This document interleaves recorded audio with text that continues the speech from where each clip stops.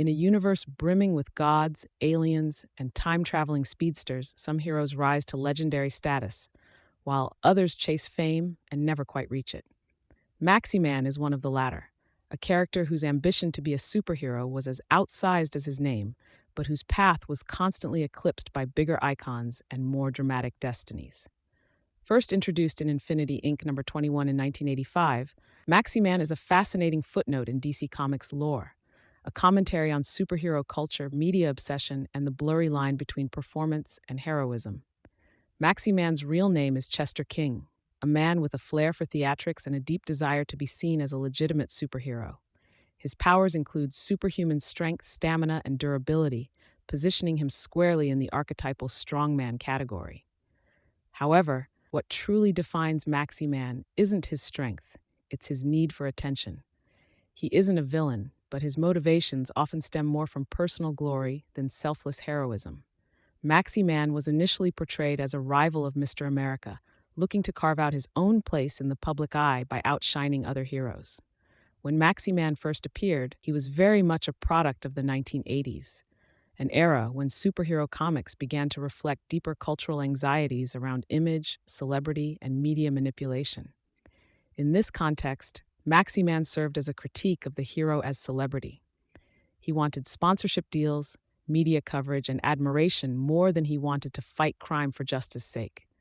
This made him a target for both ridicule and sympathy.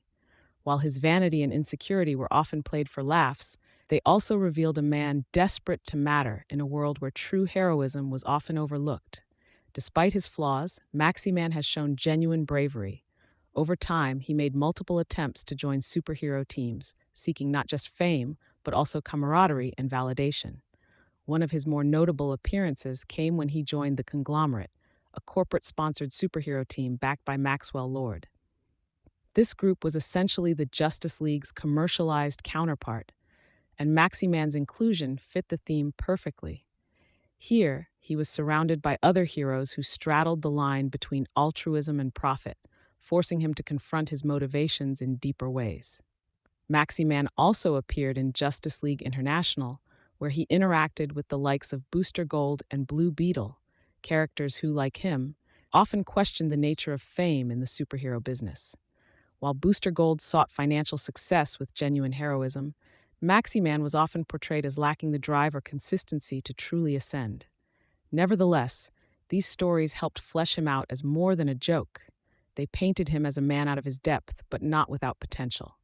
As the decades passed, Maxi-Man faded into the background, making only sporadic appearances in team books or humorous cameos. Unlike other obscure characters who were reinvented with darker backstories or new powers, Maxi-Man largely remained a relic of an earlier, more self-aware era in comics. He never received a solo series or major arc, and perhaps that's fitting. His whole persona hinges on being perpetually on the edge of stardom, always just short of the fame he craves. Still, Maxi-Man endures as a satirical mirror to the superhero genre's obsession with branding and media.